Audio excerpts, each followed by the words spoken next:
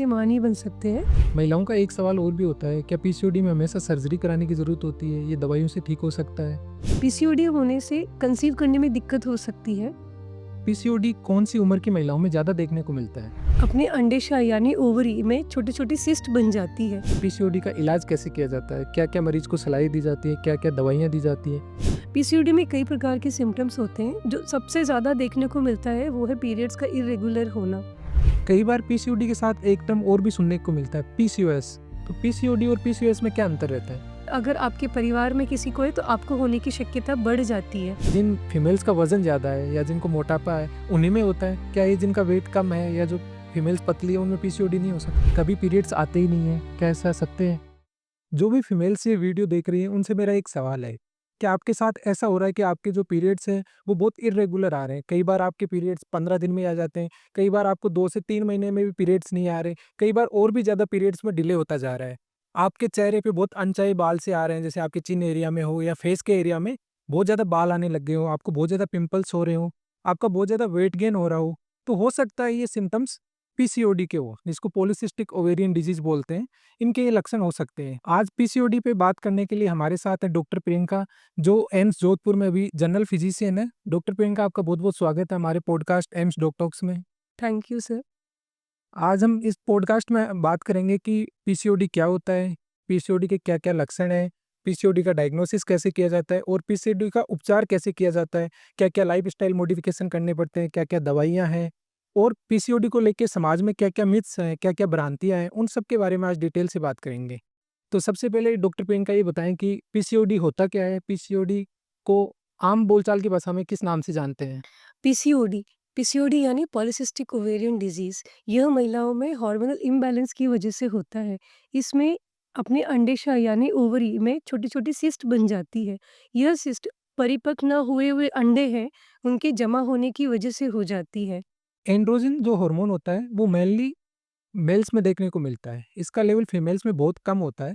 अगर एंड्रोजन का लेवल किसी भी कारण से बढ़ने लगे तो फीमेल्स में बहुत सारे सिम्पटम आने लगते हैं, जैसे चेहरे पे बाल आना, चिन वाले एरिया पे बाल आना, उनके मेंस्ट्रुअल साइकिल है वो इर्रेगुलर होने लगता है। ये सारे सिम्पटम एंड्रोजन के कारण देखने को मिल सकते हैं। तो जो पीसीओडी है ये कितनी बड़ी बीमारी है, कितनी महिलाओं में देखने को मिलती है? पीसीओडी ज़्यादातर 2 से 3 महिलाएँ 10 में से देखने को मिलती है। पीसीओडी कौन-सी उम्र की महिलाओं में ज़्यादा देखने को मिलता है? पीसीओडी दरअसल सारी जो रिप्रोडक्टिव एज है उनमें मिलता है, पर ज़्यादातर ये 20 से 30 साल की जो महिलाएँ हैं इस उम्र के बीच की, उनमें ज़्यादातर ये देखने को मिलता है। और पीसीओडी जब महिलाओं को मेंसेस आना चालू होते हैं, उससे लेके जब उनको मेनोपॉज़ की अवस्था आती है, जब जो पीरियड्स बंद होते हैं, वहाँ तक किसी भी एज की फीमेल्स में देखने को मिल सकता है। तो पीसीओडी में क्या-क्या लक्षण एक फीमेल में देखने को मिलते हैं? क्या ओनली पीरियड्स इर्रेगुलर रहते हैं, तब उसको पीसीओडी डायग्नोज़ कर सकते हैं? केवल पीरियड्स का इर्रेगुलर होने से ही पीसीओडी नहीं कहेंगे।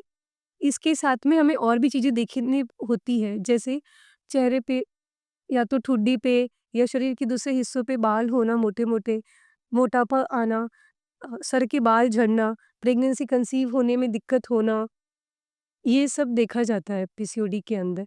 तो अकेले अगर पीरियड्स इर्रेगुलर हैं, तो वो पीसीओडी अपन डायग्नोज़ नहीं कर सकते। वो ब जैसे मैडम ने बहुत सारे और कारण भी बताए जिनके कारण पीरियड्स इर्रेगुलर हो सकते हैं। तो पीरियड्स इर्रेगुलर होने के साथ-साथ जो मैडम ने बताई वो अगर सिम्पटम आप में है, तो आपको पीसीओडी हो सकता है। कोई फीमेल है जिसमें पीसीओडी के लक्षण हैं, तो ऐसे पेशेंट्स में आप कौन-कौन सी जाँचें करवाते हैं जिनसे आप कन्फर्म बोल सकें कि इनको पीसीओडी है? सबसे पहले जो मरीज़ आते हैं उनकी शिकायतें होनी चाहिए। दूसरी है कि हम सोनोग्राफ़ी कराते हैं, सोनोग्राफ़ी में जो अंडेशाही होती है उसके ऊपर छोटी-छोटी सिस्ट होती है, तो वो एक अपने रोटरडैम क्राइटेरिया होते हैं उसके अकॉर्डिंग होता है।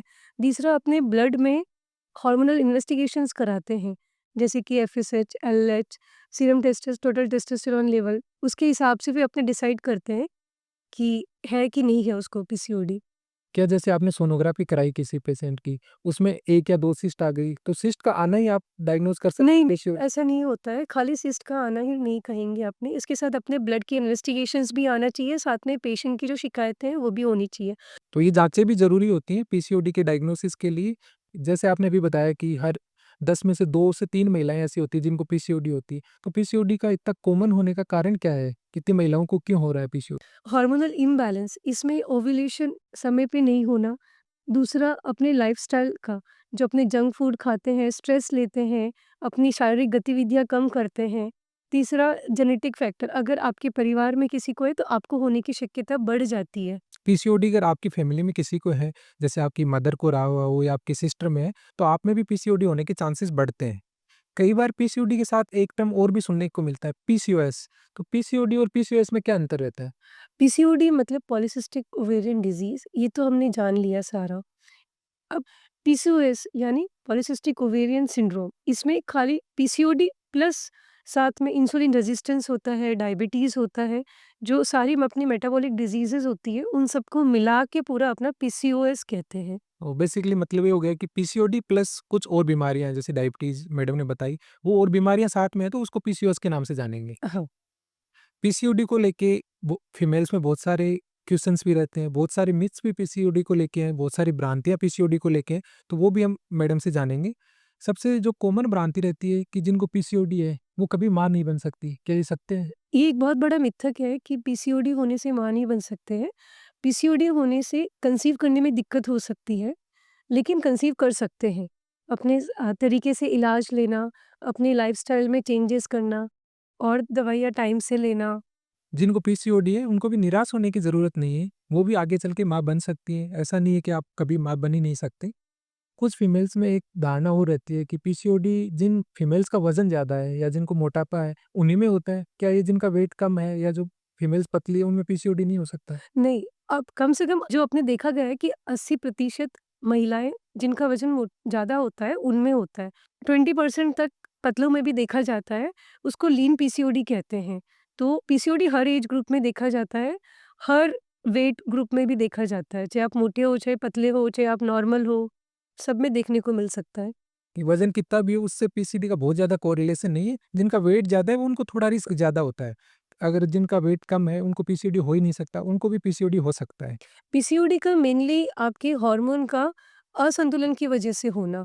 पीसीओडी को लेके एक मिथ ये भी रहता है कि पीसीओडी की फीमेल्स को कभी पीरियड्स आते ही नहीं है। क्या ऐसा सत्य है? नहीं, ये भी एक बहुत बड़ा मिथक है जो आजकल अभी सभी सुन रहे हैं। पीसीओडी में पीरियड्स का असंतुलन अनियमित हो जाता है, लेकिन बंद नहीं होते। तो अगर आपको कोई दूसरी और मेडिकल कंडीशन नहीं है तो। पीसीओडी की फीमेल्स को भी महीना आता है, लेकिन उनका टाइम चेंज हो जाता है। जैसे बहुत जल्दी आ गया या बहुत लेट आते हैं पीरियड्स, तो उनमें पीरियड्स बंद नहीं होते, इर्रेगुलर होते हैं। महिलाओं का एक सवाल और भी होता है, क्या पीसीओडी में हमेशा सर्जरी कराने की ज़रूरत होती है? ये दवाइयों से ठीक हो सकता है? 90% तक क्यों दवाई से ही हो जाता है। दवाई हो गई, एक्सरसाइज़ हो गई अपनी, वज़न कम हो गया, खाने-पीने का ध्यान रखना, इनसे ही 90% लोगों को किसी सर्जरी की ज़रूरत नहीं पड़ती है। बहुत ही कम से या रेयर केस में ही सर्जरी की ज़रूरत होती है। तो आप घबराएं नहीं, पीसीओडी का इलाज लाइफस्टाइल चेंजेस से और मेडिसिन से भी हो जाता है मोस्ट ऑफ द केसेस में। बहुत कम परसेंटेज ऐसे हैं जिनमें आपको सर्जरी की ज़रूरत पड़ती है। शायद इस पॉडकास्ट का सबसे इम्पोर्टेंट क्वेश्चन ये है कि पीसीओडी का इलाज कैसे किया जाता है? क्या-क्या मरीज को सलाहें दी जाती है? क्या-क्या दवाइयाँ दी जाती हैं? और क्या-क्या उनको पूरा ये बीमारी के बारे में आप बताते हो कि इलाज में हम ये चीज़ें करने वाले हैं, तो उनके बारे में आप डिटेल में बताइए। पीसीओडी में मेनली अपने लाइफ़स्टाइल मॉडिफ़िकेशन से सबसे ज़्यादा ज़रूरी जो रखता है, उसमें खाने का है कि अपने को पौष्टिक आहार खाना है और हेल्दी खाना खाना है। दूसरा, अपने को शुगर कम करनी है और रिफाइंड कार्बोहाइड्रेट्स भी कम खाने हैं। तीसरा, अपने को हरी सब्ज़ी हो गए, फल फ्रूट्स हो गए, ये इत्यादि ज़्यादा खाने हैं अपने को। और चौथा, कम से कम रोज़ 30 मिनट तक अपने को लाइट एक्सरसाइज़ तो करनी ही है और साथ में अपने को वज़न का भी घटाना है।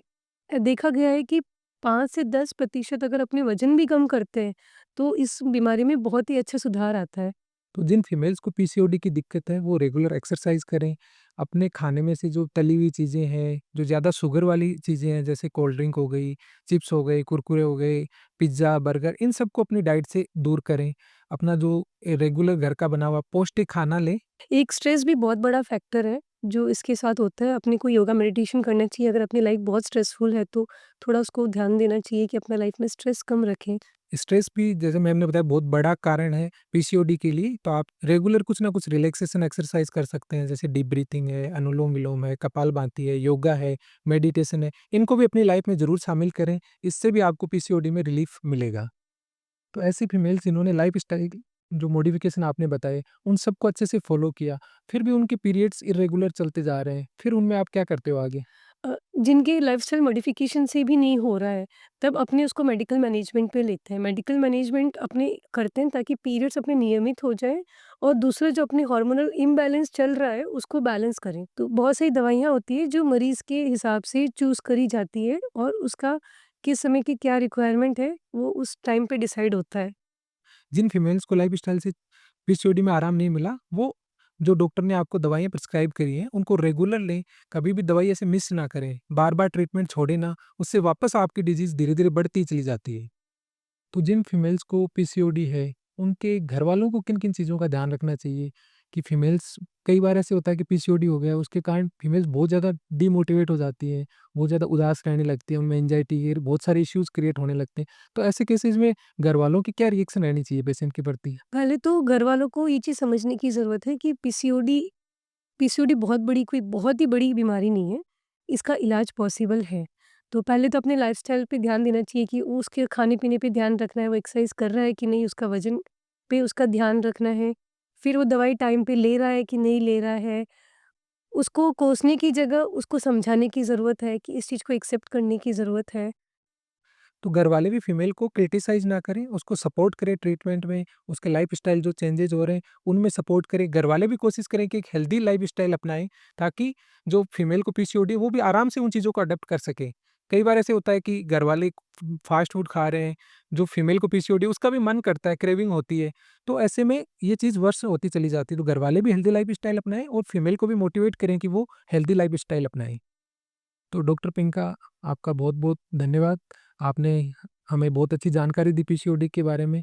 उम्मीद करते हैं कि जानकारी लोगों तक पहुँचेगी और लोग इन चीज़ों को अपना के अपनी जो बीमारी चल रही है पीसीओडी की, उनसे छुटकारा पाएँगे।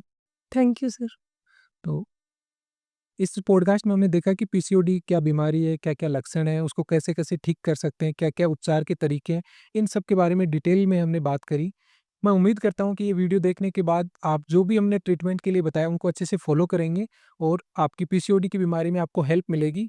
अगर पीसीओडी से रिलेटेड अगर आपका भी कोई सवाल है तो आप कमेंट सेक्शन में लिख सकते, हम कोशिश करेंगे कि जल्दी से जल्दी आपके जो क्वेश्चन है उसका रिप्लाई कर पाएँ। Thank you.